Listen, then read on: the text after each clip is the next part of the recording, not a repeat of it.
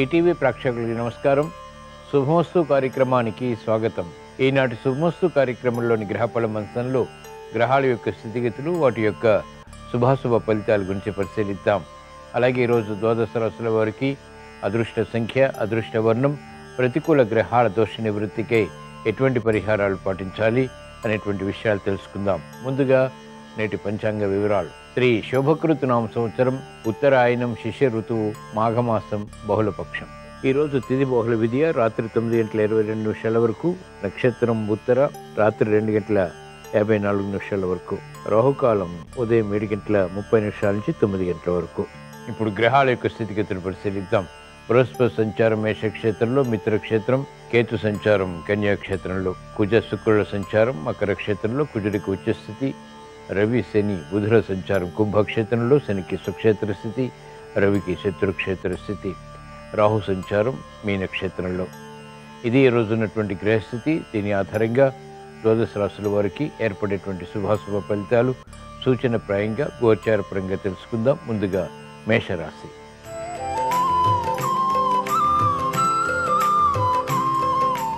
ఈరోజు మేషరాశి వారి ఫలితాలను పరిశీలించినట్లయితే ఆందోళనకర పరిస్థితులు ఆరోగ్యపరంగా కొనసాగించినప్పటికీ నెగ్గుకు రాగలుగుతారు. ప్రశాంతత తగ్గుతుంది. ఆశించినటువంటి కార్యక్రమాల్లో వేగం పుంజుకుండేటువంటి పరిస్థితులు తగ్గుతాయి. కార్యక్రమ నిర్వహణలో నైపుణ్యం నిర్వహించాల్సినటువంటి సమయం ఇది. చేపట్టినటువంటి కార్యకలాపాలు మెల్లమెల్లగా కలిసి వస్తాయి. పారిశ్రామిక రంగం వారికి మంచి అవకాశాలు లభిస్తాయి. వ్యాపార రంగం వారికి కూడా అభివృద్ధికి చేసేటువంటి కార్యక్రమాల్లో ప్రోత్సాహాన్ని పెంపొందింప చేసుకోగలుగుతారు. వైద్య వృత్తి వారికి అనుకూలత వృత్తిపరంగా బలాన్ని కలిగిస్తుంది. న్యాయవాద వృత్తి వారికి కోర్టు సంబంధిత కార్యకలాపాల్లో నిస్సహాయ పరిస్థితుల నుంచి విముక్తి లభిస్తుంది. పరిష్కారాలు లభిస్తాయి. కార్యక్రమాలు వేగవంతంగా విద్యార్థులు కూడా పూర్తి చేయగలుగుతారు. మహిళలు ఆరోగ్య విషయంలో జాగ్రత్తలు పాటించాలి. అకారణ ఆందోళన మానసికంగా కొనసాగేటువంటి సంఘటనలు ఉంటాయి. కార్యక్రమ నిర్వహణలో నైపుణ్యం సినీ రంగం వారు కూడా ప్రదర్శించగలుగుతారు. ఆర్థిక పురోభివృద్ధికే చేసేటువంటి ప్రయత్నాలు ఉపాధ్యాయ వృత్తి వారికి లాభిస్తాయి. ఈరోజు మేషరాశి వారు ప్రతికూల ప్రభావాన్ని దూరం చేసుకుని లేదా ఎదుర్కొని అనుకూలంగా మరల్చుకుని ఇంకా మంచి విజయాలు సాధించడానికి శ్రీ లక్ష్మీ నరసింహస్వామిని దర్శించడం, స్మరించడం, పూజించడం శ్రేయస్కరం. తద్వారా ప్రశాంతత పెరుగుతుంది, ఆరోగ్య రక్షణ చేకూరుతుంది, మానసిక ఆందోళన నియంత్రించగలుగుతారు. ప్రశాంతతతో కూడినటువంటి నిర్ణయాల ద్వారా విజయాలు సాధ్యపడతాయి. ఈరోజు మేషరాశి వారి అదృష్ట సంఖ్య 1. ఈరోజు మేషరాశి వారి అదృష్ట వర్ణం ఎరుపు.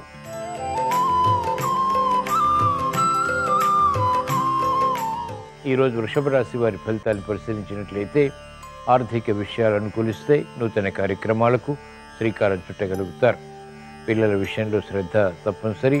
ఆకస్మిక అనుకూల మార్పులు ఆర్థికంగా ఉన్నప్పటికీ ప్రతికూల మార్పులు కూడా సమాంతరంగా కొనసాగుతాయి. ఆశించినటువంటి ఫలితాలు గృహపరంగా మహిళలు కొనసాగించగలుగుతారు. ఆందోళన ఉంటుంది. పిల్లల విషయంలో శ్రద్ధ తప్పనిసరి. కార్యక్రమాలు వేగవంతంగా వ్యాపార రంగం వారు పూర్తి చేయగలుగుతారు. అవమానకర సంఘటనలు, అనుమానాలు వృత్తిపరంగా ప్రబలమైనప్పటికీ కార్యక్రమాల్ని కొనసాగించి విజయాలంతమంగా పొందగలుగుతారు. ప్రత్యర్థులు క్రీడా రంగం వారికి బలపడతారు. న్యాయవాద వృత్తి వారికి కోర్టు సంబంధిత కార్యకలాపాల్లో తలనొప్పి సంఘటనలు కొనసాగుతాయి. కార్యక్రమాల్లో వేగం ఉపాధ్యాయ వృత్తి వారికి ఉన్నప్పటికీ అసహన పరిస్థితులు కూడా ఎదుర్కోవాల్సి వస్తుంది. ఈరోజు వృషభ రాశి వారు ప్రతికూల ప్రభావాన్ని దూరం చేసుకుని లేదా ఎదుర్కొని అనుకూలంగా మరల్చుకుని స్థిరమైనటువంటి నిర్ణయాలు తీసుకుని తద్వారా విజయాలు సాధించడానికి శ్రీ మహాలక్ష్మీదేవిని దర్శించడం, స్మరించడం, పూజించడం శ్రేయస్కరం. తద్వారా ఆర్థిక సమస్యలు వేగవంతంగా పరిష్కరింపబడి పరిష్కారాలు పొంది విజయాలు కూడా సాధించగలుగుతారు.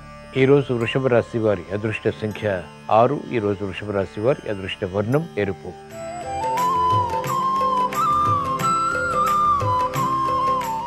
ఈరోజు మిథున రాశి వారి ఫలితాన్ని పరిశీలించినట్లయితే అధికారంతో కూడినటువంటి కార్యక్రమ నిర్వహణ కొనసాగించి అంతిమ విజయాలు సాధించగలుగుతారు. ఆరోగ్య విషయంలో చిరు సమస్యలు కొనసాగుతాయి. వాహన విషయాల్లో జాగ్రత్తలు పాటించాలి. చేపట్టినటువంటి కార్యకలాపాలు గృహపరంగా మెల్లమెల్లగా కలిసి వస్తాయి. మహిళలు ఆరోగ్య విషయంలో జాగ్రత్తలు పాటించాలి. ఆర్థిక విషయాలు అనుకూలిస్తాయి. వాహన విషయాల్లో జాగ్రత్తలు పాటించాల్సినటువంటి సమయం ఇది. రాజకీయ రంగం వారికి ప్రతికూలత తగ్గుతుంది. చేపట్టినటువంటి కార్యకలాపాలు కలిసి వస్తాయి. నూతన ఉత్సాహంతో కూడినటువంటి కార్యకలాపాలు శాస్త్రజ్ఞులు ప్రారంభించగలుగుతారు. అభివృద్ధిని సాధించగలుగుతారు. క్రమశిక్షణతో విద్యార్థులకి రాణింపు కలుగుతుంది. మెరుగైనటువంటి అవకాశాలు మహిళలు గృహపరంగా పొందగలుగుతారు.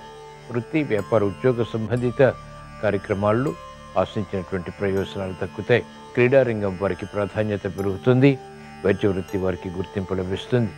న్యాయవాద వృత్తి వారికి ప్రోత్సాహం కొనసాగుతుంది. సినీ రంగం వారికి మంచి అవకాశాలు సునాయాసంగా కూడా లభిస్తాయి. ఈరోజు మిథున రాశి వారు ప్రతికూల ప్రభావాన్ని దూరం చేసుకుని లేదా ఎదుర్కొని అనుకూలంగా మరల్చుకుని ఇంకా మంచి విజయాలు సాధించడానికి శ్రీ మహాగణపతిని దర్శించడం, స్మరించడం, పూజించడం శ్రేయస్కరం. గణపతి ఉపనిషత్తు పఠనం శ్రవణం మేలుని కలిగిస్తుంది, ప్రతిబంధకాలను తొలగిస్తుంది, సంభాషణలు రుచిస్తాయి. తద్వారా విజయాలు ఆర్థికంగా సాధించగలుగుతారు. ఈరోజు మిథున రాశి వారి అదృష్ట సంఖ్య 5. ఈరోజు మిథున రాశి వారి అదృష్ట వర్ణం ఆకుపచ్చ.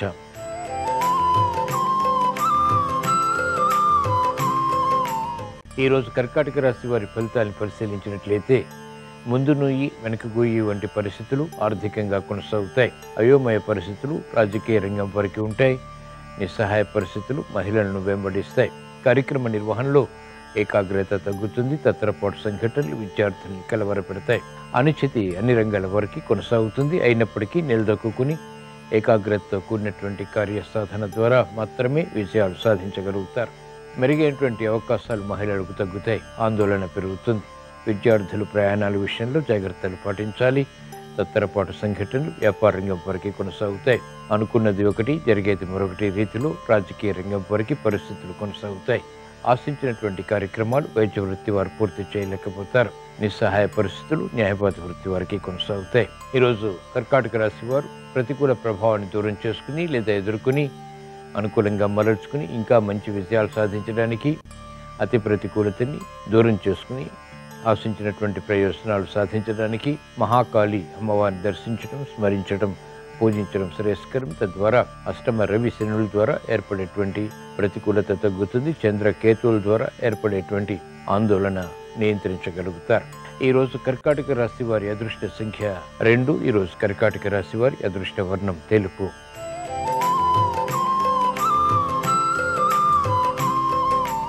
ఈరోజు సింహరాశి వారి ఫలితాలను పరిశీలించినట్లయితే ఆకస్మిక అనుకూల మార్పులు ఆర్థికంగా కొనసాగుతాయి.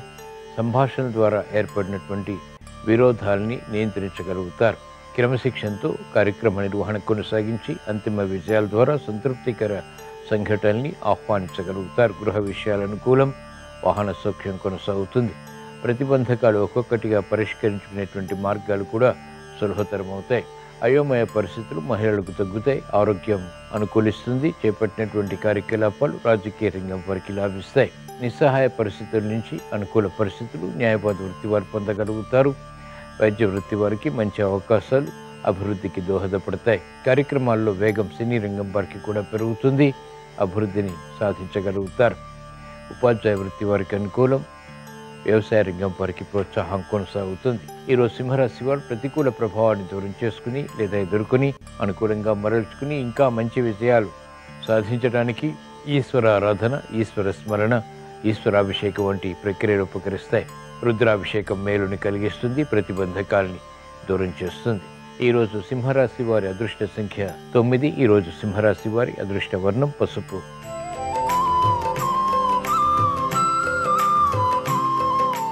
ఈరోజు కన్యారాశి వారి ఫలితాన్ని పరిశీలించినట్లయితే ఆందోళనకర పరిస్థితులు ఆర్థిక పరంగా, ఆరోగ్యపరంగా కూడా కొనసాగుతాయి.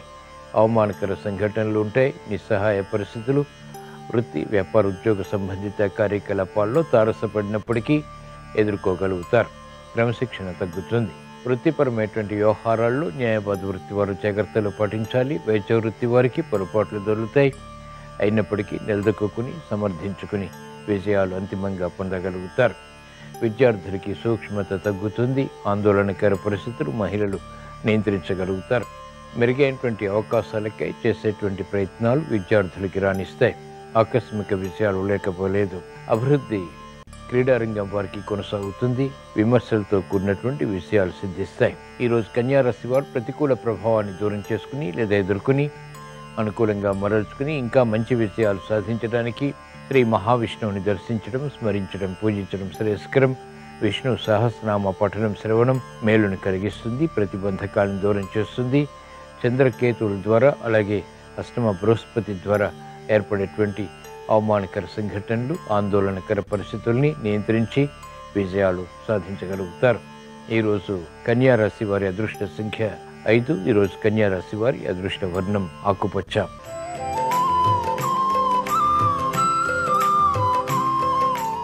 ఈరోజు తులారాశి వారి ఫలితాన్ని పరిశీలించినట్లయితే సంబంధ బాంధవ్యాల విషయంలో అనుకూలత కొనసాగుతుంది. ఆర్థిక విషయాలు యోగిస్తాయి. పిల్లల విషయంలో శ్రద్ధ తప్పనిసరి. పొరపాట్ల ద్వారా సమస్యలు వెలుగులోకి వచ్చేటువంటి సంఘటనలు కూడా లేకపోలేదు. మంచి అవకాశాలకై మహిళలు ప్రయత్నించి అంతిమంగా విజయాలు సాధించగలుగుతారు. వ్యాపారంగం వారికి ఆకస్మిక అనుకూలత ఆర్థికంగా కొనసాగుతుంది. సఖ్యతతో కూడినటువంటి కార్యకలాపాలు న్యాయపాత వృత్తి వారికి తోటి వారితో వృత్తిపరంగా రాణిస్తాయి. కార్యక్రమ నిర్వహణలో నైపుణ్యం వైద్య వృత్తి వారు కొనసాగించగలుగుతారు. క్రీడారంగం వారికి విజయాలు చేకూరుతాయి. ఆర్థిక సంబంధిత లావాదేవీలు కూడా కలిసి వస్తాయి. నూతన ఉత్సాహంతో కూడినటువంటి కార్యకలాపాలు సినీ రంగం వారికి లాభిస్తాయి. మెరుగైనటువంటి అవకాశాలు శాస్త్రజ్ఞులు కూడా పొందగలుగుతారు. ఈరోజు తులారాశి వారు ప్రతికూల ప్రభావాన్ని దూరం చేసుకుని లేదా ఎదుర్కొని అనుకూలంగా మరల్చుకుని ఇంకా మంచి విజయాలు సాధించడానికి శ్రీ లక్ష్మీ నరసింహస్వామిని దర్శించడం, స్మరించడం, పూజించడం శ్రేయస్కరం. తద్వారా గ్రహ ప్రతికూలతని ఎదుర్కోగలుగుతారు.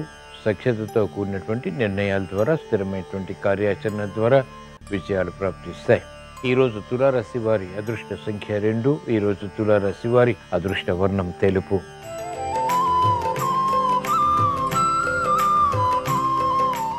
ఈరోజు వృశ్చిక రాశి వారి ఫలితాలు పరిశీలించినట్లయితే స్థానచలనం వంటివి ఆనందానికి దారితీస్తాయి. నూతన కార్యక్రమాలకు శ్రీకారం చుట్టగలుగుతారు. ఉద్యోగ సంబంధిత కార్యకలాపాల్లో ఎదుగుదల గోచరిస్తుంది.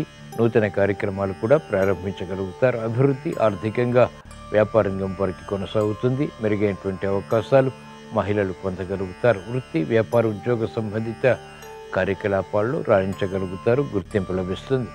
ప్రాముఖ్యత వ్యాపారంగం వారికి కొనసాగుతుంది. క్రీడారంగం వారికి విజయాలు చేకూరుతాయి.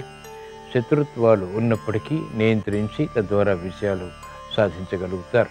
క్రమశిక్షణతో కూడినటువంటి కార్యాచరణ విద్యార్థులకి లాభిస్తుంది. మహిళలకు ఉల్లాస సంఘటనలు మానసికంగా ప్రారంభమవుతాయి. చేపట్టినటువంటి కార్యకలాపాలపై ఏకాగ్రత పెరుగుతుంది. ఉపాధ్యాయ వృత్తి వారికి అనుకూలం. ఈరోజు వృశ్చిక రాశి వారు ప్రతికూల ప్రభావాన్ని దూరం చేసుకుని లేదా ఎదుర్కొని అనుకూలంగా మరల్చుకుని ఇంకా మంచి విజయాలు సాధించడానికి శ్రీ అనంత పద్మనాభ స్వామిని దర్శించడం, పూజించడం శ్రేయస్కరం. తద్వారా వేగవంతమైనటువంటి విజయాలు ప్రాప్తిస్తాయి. గ్రహ ప్రతికూలతని ఎదుర్కొనేటువంటి శక్తి సామర్థ్యాలు పెంపొందింప చేసుకోగలుగుతారు.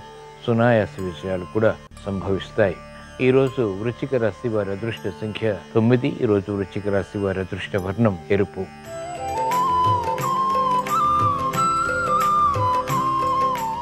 ఈరోజు ధనుస్సు రాశి వారి ఫలితాన్ని పరిశీలించినట్లయితే ఆర్థిక వ్యవహారాల్లో అనుకూలత కొనసాగుతుంది. మానసిక ధైర్యం పెరుగుతుంది. చేపట్టినటువంటి కార్యకలాపాలు వేగవంతంగా పూర్తి చేయగలుగుతారు. తెలివైనటువంటి నిర్ణయాల ద్వారా సమస్యలను పరిష్కరించుకునేటువంటి దిశగా చేసేటువంటి ప్రయత్నాలు కలిసి వస్తాయి. మొండి ధైర్యంతో కార్యక్రమాలు మహిళలు ప్రారంభించగలుగుతారు. సాహస నిర్ణయాలు ఉపకరిస్తాయి. క్రీడారంగం వారికి అత్యంత అనుకూలం. న్యాయవాద వృత్తి వారికి పోటీ ఉన్నప్పటికీ ప్రాముఖ్యతను సంతరించుకునేటువంటి అంశాల ద్వారా గుర్తింపును పొందగలుగుతారు. వైద్య వృత్తి వారికి అత్యంత అనుకూలం. మెరుగైనటువంటి కార్యక్రమ నిర్వహణ సినీ రంగం వారికి లాభిస్తుంది. ఉపాధ్యాయ వృత్తి వారికి స్థానానుకూలత వృత్తిపరంగా బలాన్ని కలిగిస్తుంది.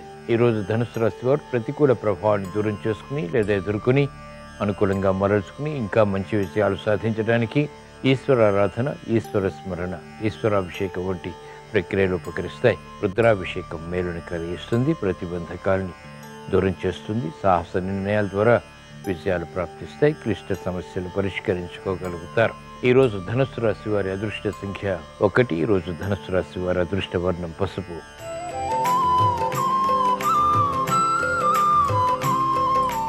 ఈరోజు మకర రాశి వారి ఫలితాన్ని పరిశీలించినట్లయితే ఆర్థిక వ్యవహారాల్లో అనుకూలత కొనసాగుతుంది.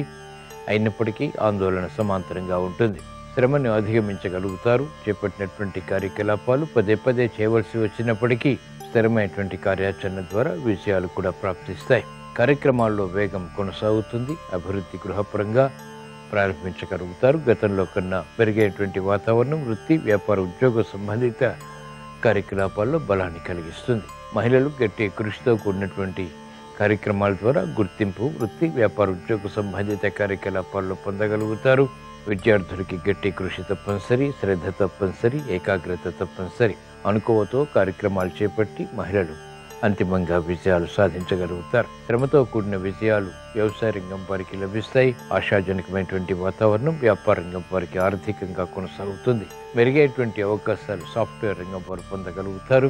ఆశించినటువంటి ప్రయోజనకారి కార్యక్రమ నిర్వహణ రాజకీయ రంగం వారికి మెల్లమెల్లగా కలిసి వస్తుంది. ఆకస్మిక వ్యయం అన్ని రంగాల వారు ఎదుర్కోవాల్సి వస్తుంది.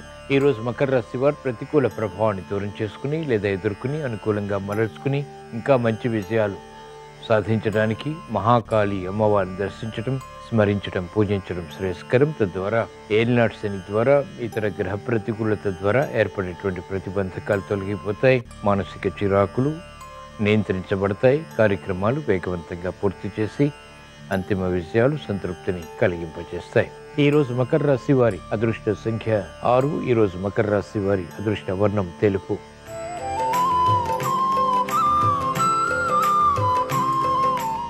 ఈరోజు కుంభరాశి వారి ఫలితాన్ని పరిశీలించినట్లయితే ఆకస్మిక చిక్కులు, సమస్యలు వచ్చినప్పటికీ ఎదుర్కోగలుగుతారు. మానసిక ఉల్లాసం తగ్గుతుంది. శారీరక శ్రమ అధికమవుతుంది. ఆరోగ్య విషయంలో ఆకస్మిక ప్రతికూల మార్పులు కూడా చోటు చేసుకుంటాయి. అధిక ఖర్చులు కూడా ఉక్కిరిబిక్కిరి చేస్తాయి, ఆందోళనకి దారితీస్తాయి. కార్యక్రమాల్లో వేగం వ్యాపార రంగం వారికి తగ్గుతుంది. నత్తనడక కార్యక్రమాల ద్వారా ఏర్పడినటువంటి ప్రతికూల ప్రభావం సమస్యలుగా మారుతుంది. మహిళలు ఆరోగ్య విషయంలో జాగ్రత్తలు పాటించాలి. పట్టుదలకి పోయి కార్యక్రమాలు నిర్వహించి తద్వారా సమస్యల్ని ఆహ్వానిస్తారు కాబట్టి ఆచితూచి వ్యవహరించాలి. విద్యార్థులకి మందత్వం పెరుగుతుంది. శ్రద్ధ లోపిస్తుంది. కార్యక్రమాల్లో లోపాలు వెలుగులోకి వస్తాయి. వైద్య వృత్తి వారికి ఆశాజనకమైనటువంటి వాతావరణం వృత్తిలో ఉన్నప్పటికీ అనుభవంలో పొందలేకపోతారు. ఆందోళన అన్ని రంగాల వారికి కొనసాగుతుంది. ఈరోజు కుంభరాశి వారు ప్రతికూల ప్రభావాన్ని దూరం చేసుకుని లేదా ఎదుర్కొని అనుకూలంగా మరల్చుకుని ఇంకా మంచి విజయాలు సాధించడానికి ఈశ్వర ఆరాధన, ఈశ్వర స్మరణ, ఈశ్వరాభిషేకం వంటి ప్రక్రియలు ఉపకరిస్తే రుద్రాభిషేకం మేలుని కలిగిస్తుంది. జన్మశని ద్వారా ఇతర గ్రహ ప్రతికూలత ద్వారా ఏర్పడేటువంటి ప్రతిబంధకాలు యుక్తితో కూడినటువంటి కార్యాచరణ ద్వారా నియంత్రించేటువంటి శక్తి సామర్థ్యాన్ని కలిగిస్తుంది. ప్రశాంతత పెరుగుతుంది. గ్రహ అతి ప్రతికూలతని ఎదుర్కోగలుగుతారు. ఈరోజు కుంభరాశి వారి అదృష్ట సంఖ్య 1. ఈరోజు కుంభరాశి వారి అదృష్ట వర్ణం ఎరుపు.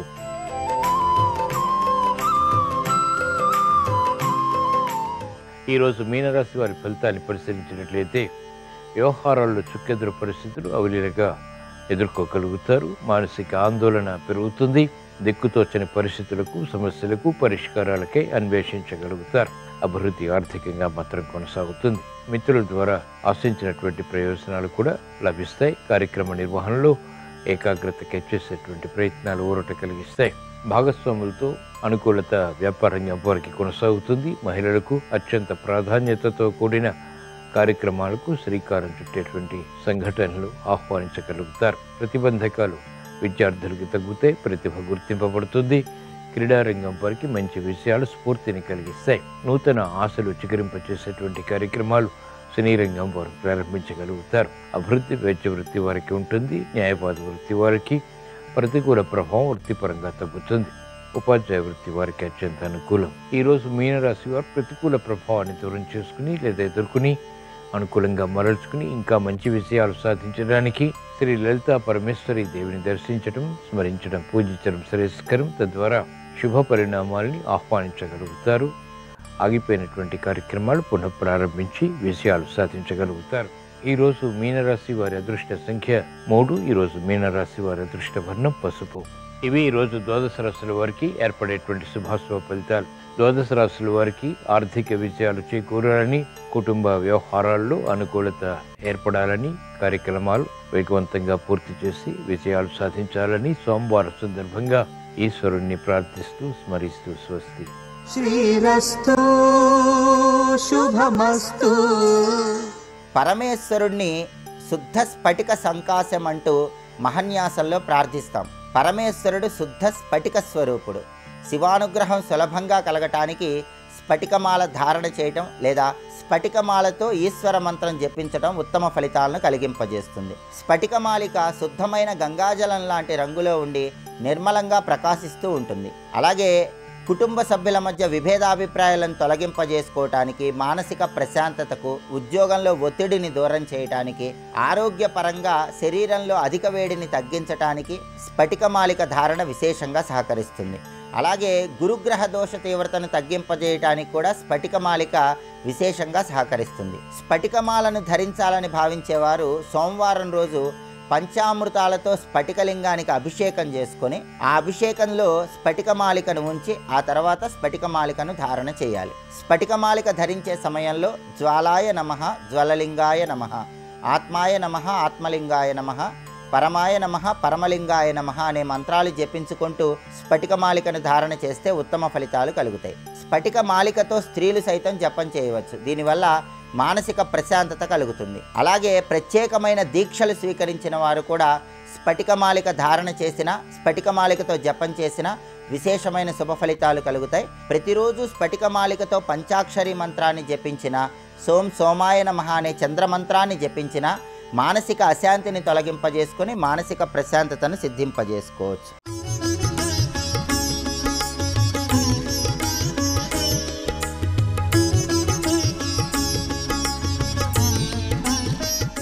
శుభమస్తు కార్యక్రమంలో అదృష్ట జాతకం అంశానికి స్వాగతం. భగవంతుడు ప్రసాదించిన అమృతతుల్యమైనటువంటి ఈ మానవ జీవితంలో అదృష్ట జాతకుల యొక్క ప్రభావం ఏ విధంగా ఉంటుందో మనం గమనిస్తున్నాం. వారి యొక్క ఆకృతి, ఆ ఆకృతిలో దాగినటువంటి అపురూప విశేషాంశాలు. సహసిద్ధంగా కొంతమందికి గడ్డం చాలా అందంగా ఉంటుంది.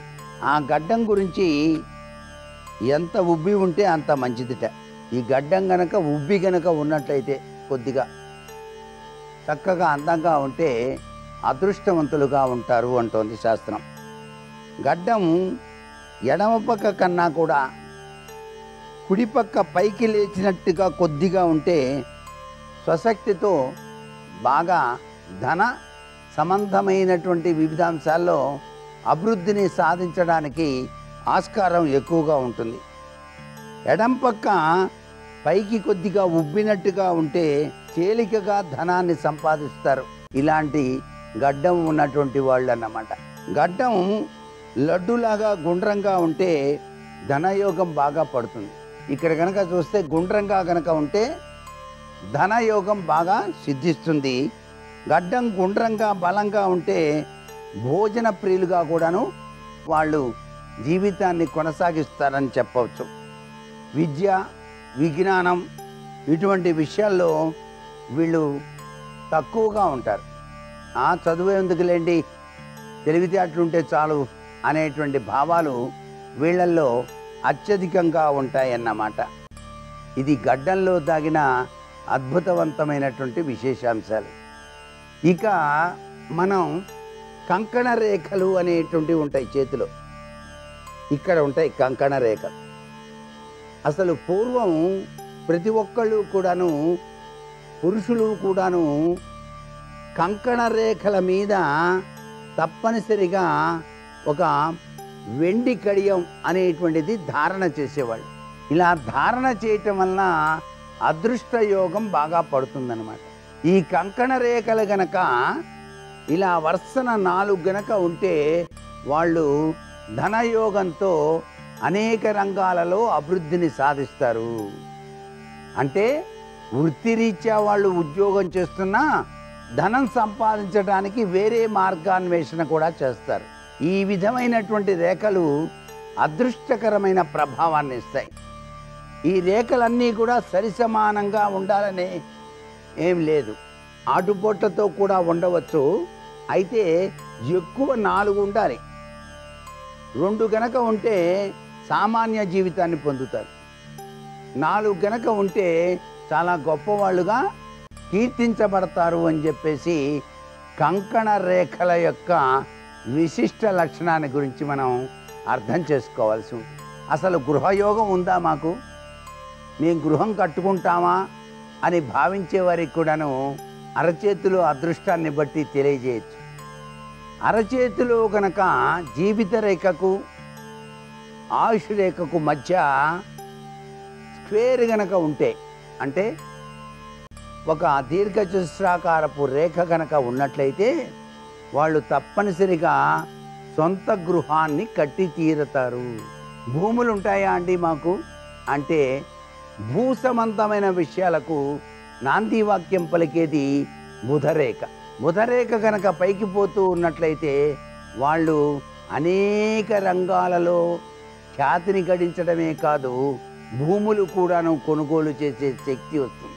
అలాగే ఈ చెయ్యిని పట్టుకొని దీన్ని గనక ఇలా అంటే సాగినట్టుగా గనక ఈ చర్మం ఉంటే, చర్మం యొక్క ప్రభావాన్ని బట్టి కూడా అదృష్టం ఉంటుందండి వ్యక్తికి. ఈ యొక్క చర్మం గనక సాగినట్టుగా ఉండి వెంటనే అట్లా అయిపోతే వాళ్ళు చాలా గొప్ప వాళ్ళు అవుతారు.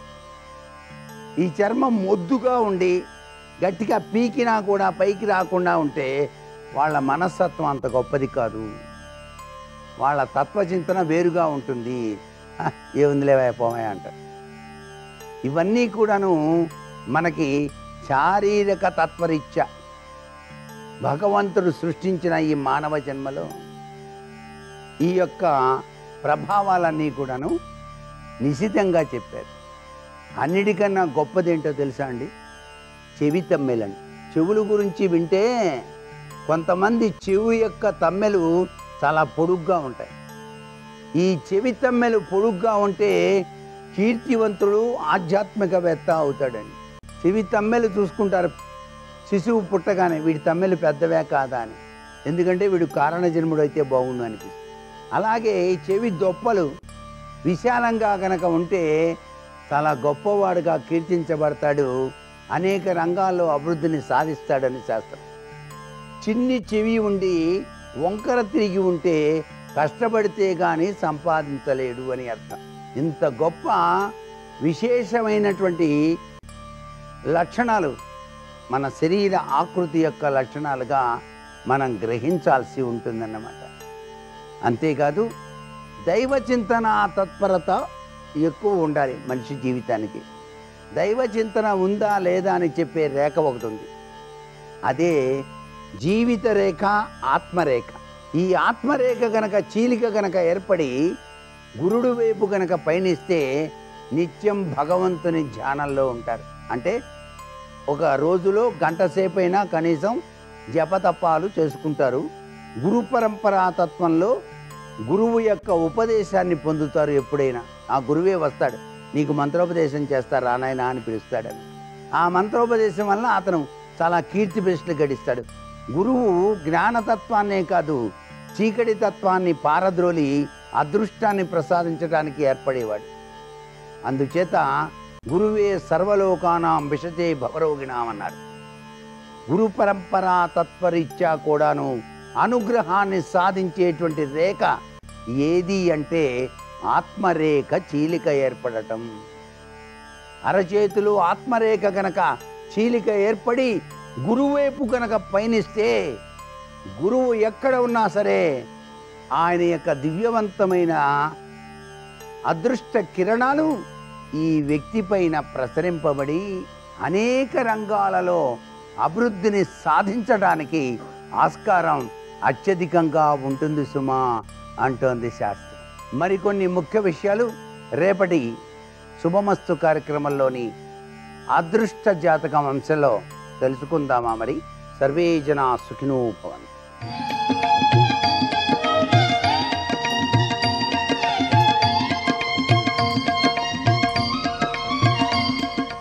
శుభోదయం.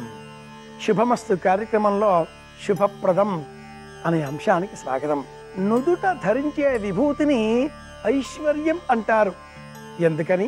ఐశ్వర్యము శ్వః అంటే రేపు, అశ్వః అంటే రేపు లేనటువంటిది. ఐశ్వర్యము రేపు లేదు అనే భావనను మనలో పెంచేటటువంటిది. ఐశ్వర్యము ధనము అనే అర్థంలో లౌకికంగా మనం అనుకుంటూ ఉంటాం. అగ్నిహోత్రుడికి ఒక ప్రత్యేకత ఉంది. అగ్నిహోత్రుడి సమక్షంలో అది స్వర్ణం అంటే బంగారం కావచ్చు, లేదా ఇంకేదైనా లోహం కావచ్చు, లేదా ఒక చెట్టు కాగితం కావచ్చు, లేదా ఎండిపోయిన ఒక కర్ర ముక్క కావచ్చు, వస్తువు ఏదైనా, విషయం ఏదైనా లోహం ఏదైనా ఆ సర్వపావకుడికి, సర్వమును దాహకం చేసేటటువంటి అగ్నిహోత్రుడికి అంతా సమానమే. అలా ఆ స్వామికి సమస్తము ఒకటే కావడం చేత స్వాహ స్వధ అనే ఇద్దరు ఇల్లాండ్ర పేరిట ఆ స్వామిని పురాణ ప్రపంచం అభివర్ణిస్తుంది. ఆయన సప్త జిహ్వుడు, 7 నాలుకలతో సమస్తమును హరించేటటువంటి శక్తి కలవాడు అని కూడా వేదం ప్రబోధిస్తుంది. పూర్వం దేవతలకు ఇలా అగ్నిహోత్రుడు తన శక్తి కొలది అనేకములైన యజ్ఞాగాదికాదుల వల్ల వచ్చేటటువంటి హవిస్సును అందించి అందించి అలసిపోయి ఇక నా వల్ల ఈ విధి కాదు అంటూ ఒకానొక చోట నీటి మడుగులో దాగగా అగ్నిహోత్రుడి సోదరుడైనటువంటి మరొక అతనికి దేవతలు ఈ బాధ్యతను అప్పగించే ప్రయత్నం చేశారు. అతడు నా వలన కాదు అంటూ అగ్నిహోత్రి ఉనికినే మీరే వెతకండి అంటూ సంబోధించగా దేవతలంతా కూడా ఆ సుదర్శన వాక్యం వింటూ వెతుకుతూ నీటి జాడల వద్దకు రాగా నీటిలో ఉండేటటువంటి చేపలు అగ్నిహోత్రుడు ఇదిగో ఈ నీటిలో ఉన్నాడు అంటూ సూచన చేయగా దేవతలు ప్రార్థించారు. అగ్నిహోత్రుడు తిరిగి తన విధికి అంగీకరించక తప్పలేదు. ఆగ్రహంతో తన ఉన్న జాడ చెప్పిన కారణం చేత ఆ చేపలకు కంటికి ఉండేటటువంటి మొప్పలు లేకుండుగాక అంటూ ఆగ్రహంతో ఒక వాక్యం పలకగా అది మొదలుగా నీటిలో నివసించేటటువంటి జంతుజాలానికి కంటికి సంబంధించిన రెప్పలు మొసలితో సహా చేపలకు సైతం లేకుండా ఉన్నాయి అని కూడా కృష్ణ యజుర్వేదం ఆరణ్యకం బ్రాహ్మణంలో ఒకానొక చోట వచ్చేటటువంటి వృత్తాంతం ఇది. ఆ సర్వము పావనం చేసేటటువంటి దహనం చేసేటటువంటి అగ్నిహోత్రులకు ప్రీతికరమైనటువంటిది ఏదీ లేదు. ఏదైనా ఉందా అంటే అది ఆజ్యము. ఘృతం మిమిక్షిరే ఘృతమస్యయోని అంటూ వేదం ఈ ఘృతము అంటే నెయ్యిని వర్ణిస్తుంది. ఘృతం పీత్వా మధుచారు గవ్యం. ఘృతమును స్వీకరించిన ఎడల ఘృతేన వర్ధతే విద్య. మనలో విద్యాభ్యసనం పట్ల మక్కువ పెరుగుతుంది కనుక ఘృతం నెయ్యి విశేషంగా యోగ్యమైనది. ఏ వస్తువునైనా కూడా దహనం చేసిన వల్ల లభించేటటువంటి విశేష ద్రవ్యం భస్మం, బూడిద. అది అగ్నిహోత్రుడి యొక్క పావకం చేత, పవిత్ర స్పర్శ చేత పునీతమైనది, పవిత్రమైనది, ఐశ్వర్యదాయకమైనది అనేటటువంటి భావనతో మనమంతా కూడా బూడిద అంటే విభూతిని, భస్మాన్ని ఇలా హవ్యము అందువల్ల లభించేటటువంటి ప్రతిఫలంగా భావన చేస్తూ శుభప్రదంగా, శోభదాయకంగా, లాభదాయకంగా ఐశ్వర్యం అని సంబోధన చేస్తూ ఉంటాం. ఐశ్వర్యము అంటే నిజమైన అర్థం జ్ఞానమును కలిగి ఉండుట అని, అలాగే ఆనందాన్ని పొంది ఉండుట. ఎవరైతే ఆనందాన్ని పొంది ఉన్నారో, ఆనందాన్ని అన్వేషించే నిమిత్తమై కాకుండా ఆనందాన్ని పొందినటువంటి సమాధి స్థితిలో ఉంటారో అలాంటి వారంతా కూడా భస్మాన్ని ధరించి ఉంటారు అని ప్రమాణం. అగ్నిరితి భస్మ, వాయురితి భస్మ, జలమితి భస్మ, స్థలమితి భస్మ, వ్యోమేతి భస్మ, సర్వభవామన ఏతాని రక్షోగుంసి భస్మాని అని వేద ప్రమాణం. ఈ పాంచభౌతికమైనటువంటి ప్రపంచంలో భూమిరాపహ అని ఆరంభం చేసుకొని సమస్తము కూడా భస్మమే అంటే సమస్తము కూడా మంగళప్రదమే, దివ్యకరమే అనేటటువంటి అర్థం వచ్చేటట్లుగా ఐశ్వర్యదాయకంగా ఈ భస్మాన్ని సంబోధించడంతో మన వద్ద ఏముంది బూడిద అని ఎవరైనా అంటే అర్థం అఖండమైనటువంటి ద్రవ్య రాశులు వారి వద్ద ఉన్నాయి అని సమాధానం. భస్మమును నుదుట ధరించిన ఎడల అలాంటి వారికి మనోబలం పెరుగుతుంది. సంప్రదాయంలో జ్వరం బాగా ఉంది అన్నప్పుడు ఆ జ్వరాన్ని తగ్గించే నిమిత్తమై అరచేతిలో కాసింత భస్మమును పుచ్చుకొని భస్మాయుధాయ విద్మహే రక్తనేత్రాయ ధీమహి తన్నో జ్వరహర ప్రచోదయాత్. ఇది భస్మ గాయత్రి మహామంత్రం. ఈ మంత్రాన్ని చదివి లేక జపం చేసి లేక స్మరించి ఆ భస్మమును నుదుట ధరించిన ఎడల లేక ఎవరైనా జ్వరంతో ఉంటే అలాంటి వారికి ధరింపజేసిన ఎడల జ్వరం ఉపశమిస్తుంది అని కూడా ఆర్ష విజ్ఞానం. భస్మాన్ని ధరించడంలో చూపుడు వేలు, ఉంగరం వేలు ఇవి రెండే ప్రశస్తమైనవి. మధ్యవేలు భస్మం ధరించే సమయంలో నుదుట తాకరాదు. ఈ మధ్యవేలు నుదురు తాకిన ఎడల అనారోగ్యం చేకూరుతుంది.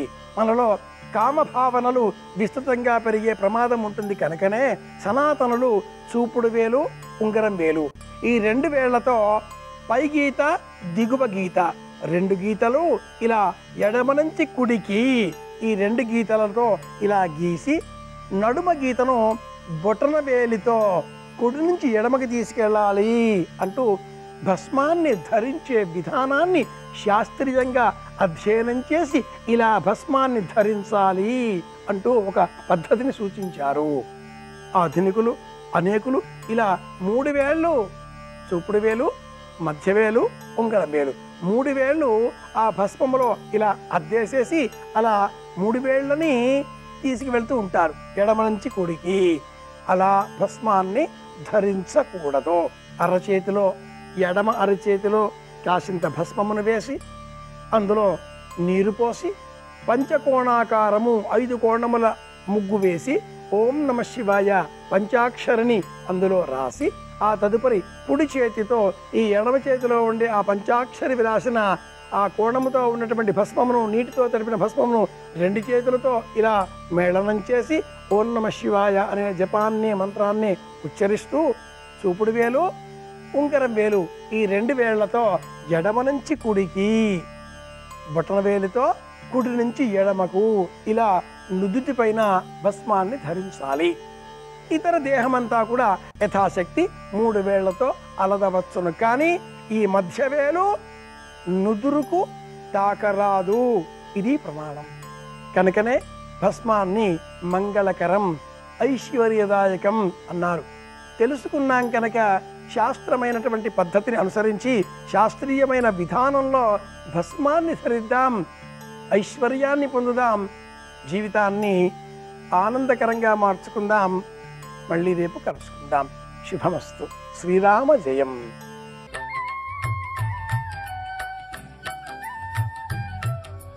దినకరా శుభకరా దేవా దీనాధార తిమిర సంహార దినకరా శుభకరా. పాండవులు లక్క ఇంట్లో కాలిపోయారు అని వార్త వచ్చింది. కృష్ణుడికి తెలియదు వాళ్ళు బతికున్నారని తెలుసు. అయినా బాహ్యంలో ధృతరాష్ట్రుడిని ఓదార్చడానికి వెళ్ళినట్టు హస్తినాపురానికి వెళ్ళాడు. ఈయన ధృతరాష్ట్రుడి దగ్గరికి వెళ్ళిన సమయం చూసి 3 సమావేశమయ్యారు. అక్రూరుడు, శతధన్వుడు, కృతవర్మ. వీళ్ళు 3 సత్యభామని అడిగారు. సత్రాజిత్తుని మాకిచ్చి పెళ్లి చేయమని అడిగారు 3. అప్పటికి ఆయన కృష్ణుడు, శమంతకమణి ఇవన్నీ వస్తాయనుకోలేదు. మీ 3లో ఎవరో వాళ్ళకి తప్పకుండా ఇస్తారేవో అంటుండేవాడు. 3 అలా నోరు తెరిచి కూర్చున్నారు, మనకి ఎవరికో వాళ్ళకి ఇస్తాడులే. అకస్మాత్తుగా శమంతకమణి ఈ అల్లరంతా జరిగి కృష్ణుడు తెచ్చి శమంతకమణి ఇవ్వడంతో సత్యభామని కృష్ణుడికి ఇచ్చి చేసేశాడు. వీళ్ళు 3 శత్రువులయ్యారు. మనకిస్తానన్న పిల్లని మన 3లో ఎవరికో ఒకళ్ళకి ఇవ్వలేదు. ఇవ్వకుండా తీసుకెళ్లి కృష్ణుడికి ఇచ్చాడు. ఇంతటి మహాభక్తుడు అక్రూరుడు గాంధిని యొక్క కుమారుడు. ఏం మాటలు కాదు. ఎందుకంటే గాంధిని పుట్టినప్పుడు కాశీరాజు గారి భార్యకి పుట్టింది ఆవిడ. పుట్టినప్పుడు ఆవిడ బయటికి రాలా. బయటికి రాకపోతే తండ్రి ఇల్లు అడిగాడు, అమ్మాయి అన్నాళ్ళకి బయటికి రావేమమ్మా, 12 నెలలు అయిపోయాయి కదా అన్నాడు. అంటే నాన్న ఒక ఏడాది పాటు రోజు గోవును దానం చేయి, అప్పుడు బయటకు వస్తాను. అలా దానం చేస్తే బయటకు వచ్చింది కాబట్టి, గోదానం వల్ల పుట్టిన పిల్ల కాబట్టి గాంధిని అని పేరెట్టాడు తండ్రి. ఆమెకి పుట్టిన కొడుకు అక్రూరుడు. అందుకని మహాభక్తుడు పుట్టుక చేత. భాగవతంలో అక్రూరుడి గురించి వర్ణిస్తూ నమస్కారానికి ప్రతినిధిగా చెప్తారు. శ్రవణం కీర్తనం విష్ణోః స్మరణం పాదసేవనం అర్చనం వందనం దాస్యం సఖ్యం ఆత్మ నివేదనం అని 9 విధ భక్తులు. అందులో శ్రవణం పరీక్షిత్తు, కీర్తనం శ్రీశకుడు, స్మరణం ప్రహ్లాదుడు, పాదసేవనం లక్ష్మీదేవి, అర్చనం మృదుమహారాజు, వందనం అక్రూరుడు, దాస్యం హనుమ, సఖ్యం అర్జునుడు, సఖ్యం ఆత్మనివేదనం బలిచక్రవర్తి. 9 రకాల భక్తులకి 9 మంది ప్రతినిధులు. అందులో వందనానికి అక్రూరుడు. నమస్కారం అంటే అలా ఉంటుంది. ఆయన రథంలో వెళ్ళిపోతుంటే కంసుడి దగ్గరికి ఆయన వెళ్ళి తీసుకొద్దాం కృష్ణ భగవానుణ్ణి అని చెప్పి బృందావనానికి వెళ్తున్నప్పుడు కృష్ణుడి పాదముద్రలు కనబడ్డాయి. సాయంకాలం వేళ ఇంటికి వెళ్ళిన పాదముద్రలు. అంతే. తద్దర్శనాహ్లాద సమృద్ధ హృష్ట అని ఆయనకి విపరీతమైన ఆనందం వచ్చేసింది. ఆయన వెంటనే ఒక బంగారు దండము నేల మీద పడిపోతే ఎలా పడిపోతుందో అలా రథంలోంచి నేల మీద పడిపోయి ఇది కృష్ణుడి యొక్క పద రజస్ అని అందులో దుల్లాడు. దుల్లి నమస్కారం చేశాడు. అంతటి మహాభక్తుడు అక్రూరుడంటే. అటువంటి వాడికి సంగదోషం వచ్చింది. పక్కన కృతవర్మ శతధన్వుడు కలిశారు. మనకిస్తానన్న సత్యభామని ఇవ్వలేదు. కృష్ణుడు ఊళ్ళో ఉంటే మనం ఏం చేయలేం. సత్యభామ తండ్రి సత్రాజిత్తుని. కృష్ణుడు వెళ్ళాడు ధృతరాష్ట్రుడి దగ్గరికి ఓదార్చడానికి. ఇదే అదును, చంపేద్దామన్నారు. శతధన్వుడు దూకుడు స్వభావం. శతధన్వుడు అన్నాడు, నేను చంపేస్తానని వెళ్ళి సత్రాజిత్తుని చంపేశాడు. ఎందుకని? శౌచం లేదు, ఉండడానికి వీల్లేని శమంతకమని అనుమానించాడు కదా మరి కృష్ణుణ్ణి. ప్రజాక్షేమానికి ఇవ్వనన్నాడు కదా. శౌచం లేని వాడి దగ్గర ఎందుకుంటుంది? వ్యతిరేక ఫలితం ఇచ్చేసింది. అన్యథాధారయంతమే వహంతీతి. అలా లేకుండా ఉన్నవాడు ధరిస్తే చచ్చిపోతాడు. సూర్యుడి మాట. అందుకని సత్రాజిత్ చచ్చిపోయాడు. ఇప్పుడు దాన్ని చేత్తో పట్టుకున్నాడు కానీ శతధన్వుడు భయం వేసింది. కృష్ణుడు తిరిగి వస్తే వేటాడి చంపేస్తాడు. అందుకని భయం వేసి దాన్ని పట్టుకెళ్ళి మహాభక్తుడు కాబట్టి అక్రూరుణ్ణైతే అనుమానపడరని ఆయన దగ్గర పెట్టేశాడు. పెట్టేసి తాను పారిపోయాడు. కృష్ణుడు తిరిగి వచ్చాడు. ఇదంతా ఎందువల్ల నడుస్తున్నాయి ఈ మలుపులు? సూర్యుడి మాట మర్చిపోకూడదు మీరు. ఆ ఒక్క మాట వల్ల నడుస్తోంది ఇదంతా. అందుచేత కృష్ణుడు తిరిగి వచ్చేటప్పటికే సత్యభామ ఏడుస్తోంది. ఏమైందన్నాడు. మా నాన్నగారిని చంపేశాడు శతధన్వుడు అన్నాడు. ఎందుకు చంపేశాడని బలరాముడిని తీసుకుని రథంతో శతధన్వుడిని వెంబడించాడు. ఆ శతధన్వుడు పరిగెత్తి పరిగెత్తి పరిగెత్తి ఇంకా గుర్రానికి శక్తి చాలకపోతే గుర్రం దిగి పరిగెడుతున్నాడు. కృష్ణుడు అన్నాడు, అన్నయ్య అన్నయ్య వాడు నేల మీద పరిగెడుతుంటే మనం గుర్రం మీద వెంబడించడం ఏం బాగుంటుంది అన్నయ్య, మీరు హాయిగా అలా రథంలో కూర్చోండి, నేను కిందకి దిగి వెంబడించి శమంతకమణిని పట్టుకొస్తాను, ఎక్కడో దాచి ఉంటాడు అంగీలో, వెళ్ళి పట్టుకొస్తానన్నయ్య అని పరిగెత్తాడు. ఆయన దూరంగా వెళ్ళేదో పొగలో దూరాడు, ఈయన పొగలో దూరాడు. ఇద్దరికి యుద్ధం జరిగింది. చచ్చిపోయాడు ఆ శతధన్వుడు కృష్ణుడి చేతిలో. ఒళ్ళంతా వెతికాడు, ఎక్కడా లేదు శమంతకమణి. తిరిగి వచ్చేసాడు. తిరిగి వచ్చి అన్నయ్య అన్నయ్య చంపేశాను శతధన్వుడిని అన్నాడు. పోన్లేరా మంచి పని చేశావు, శమంతకమణి అన్నాడు. లేదన్నయ్య శతధన్వుడి దగ్గర అన్నాడు. బలరాముడు అన్నాడు, చిన్నతనం నుంచి ఇదే దొంగ బుద్ధిని. అప్పుడు అడిగావు సత్రాజిత్తుని, ఇప్పుడు ఆ శమంతకమణిని పట్టుకొస్తే అది నీకు కదు దక్కాలి, ఇప్పుడు అల్లుడివి, అది రాజుకి ఇవ్వవలసి వస్తుందేమోనని, ఇప్పుడు ఆయన్ని గెలవడంలో మన ఇద్దరికీ పాత్ర ఉందని లోకం అనుకుంటుందని, నాకు అందులో ఏ సంబంధం లేకుండా ఉండాలని అక్కడ లేదు శమంతకమణి అబద్ధాలు చెప్తున్నావు. నీతో కలిసి నేను వేగలేనురా, నేను ఇంకా రానే రాను అసలు ద్వారకా నగరానికి, విదేహ రాజ్యం వెళ్ళిపోతున్నానని రథం దిగి వెళ్ళిపోయాడు. ఎంత బతిమాలనా రాలా. ఇదేమి అపనిందాలు రా నా కర్మ, ఈ శమంతకమణి నన్ను ఇలా చుట్టుకుంది, ఎంత ప్రయత్నం, ఎందుకని? ఎందుకు చుట్టుకుంది? భాద్రపద శుక్ల చవితి నాడు ప్రసేనుడితో వెళ్లి చూసిన చంద్రుడి యొక్క దర్శన శాపం ఉంది ఇక్కడ. అందుకుని కృష్ణుడికి నీలాపనిందాలు. ఒక్క సూర్యుడి మాట ఎన్ని మలుపులు తిరుగుతోందో చూడండి. ఆయనకి ఏం చేయాలో అర్థం కాక తలపట్టుకుని ఇంటికి వచ్చాడు. పోనీ సంతోషంగా ఒక్క భార్య అయినా వచ్చి కాసి నిమ్మకాయ నీళ్ళిచ్చిందా అంటే, సత్యభామంది మా నాన్నగారు కదా నన్ను శమంతకమణిని ఇచ్చారు, సత్రాజిత్తు శమంతకమణిని కృష్ణుడికి ఇచ్చాడని లోకం అనుకుంటుందేమో, అసలు ముందు దాన్ని ఇచ్చిన వాడెవరు? జాంబవంతుడు. జాంబవతి ఏమనుకుంటుంది? అసలు మా నాన్నగారు కదా శమంతకమణిని ఇచ్చారు, పట్టుకొచ్చి మా ఆయన మళ్ళీ ఆయనకి ఇచ్చి ఆయన దగ్గర ఇంకో పిల్లని శమంతకమణిని పుచ్చుకుని సత్రాజిత్తు ఇచ్చాడని ఆయనకి కీర్తి తెస్తున్నాడు సత్యభావం పరంగా. పాపం ఇచ్చిన మా నాన్నగారి ప్రతిష్ట పోయింది అని మా నాన్నగారి పేరు ఎక్కడొచ్చేస్తుందో అనే నా భర్త అయిన కృష్ణుడు మహామాయావి, అందుకే సత్రాజిత్తు చచ్చిపోయేటట్టుగా చేసి శమంతకమణి ఎటో పోయిందంటున్నాడు. సత్యభామంది పాపం పిచ్చి, మా నాన్నగారేమో శమంతకమణిని ఇచ్చారు, మా ఆయన ఏం చేశాడో తెలీదు, జాంబవంతుడే ఇచ్చాడని జాంబవతికి ప్రీతి కలగాలని మా నాన్నగారి దగ్గర అది పోయిందని ఇప్పుడు కపట నాటకం ఆడుతున్నాడు. ఇద్దరూ నింద చేశారు. అమ్మ నాయనోయ్, ఒక నింద తప్పుకుందామంటే మణిని పట్టుకొచ్చినందుకట అన్నయ్య వెళ్ళిపోయాడు. ఇటు ఇద్దరు భార్యలు మూతి ముడుచుకుని మాట్లాడటం లేదు. ఇదెక్కడి ప్రారంధం వచ్చింది నాకు, అసలు ఈ మణి ఏమైపోయిందని ఆలోచించాడు. ఈ మణి ఎక్కడుంది? అక్రూరుడి దగ్గర ఉంది. అక్రూరుడు ఈ మణి పుచ్చుకొని బాధాపరితప్త హృదయుడయ్యాడు. ఎంత తప్పు పని చేశాన్రా, సత్యభామ నాకు లభించకపోతే వచ్చిన నష్టం ఏముంది? తొందరపడి సంగదోషంతో ఉద్రేకంలో సత్రాజిత్తుని చంపమన్నాను. ఆయనది కాదు దోషం, సత్రాజిత్తుకి శౌచం లేకపోవడం అసలు కారణం. పశ్చాత్తాపంతో శమంతకమణిని పట్టుకుని కాశీనగరానికి వెళ్ళిపోయాడు.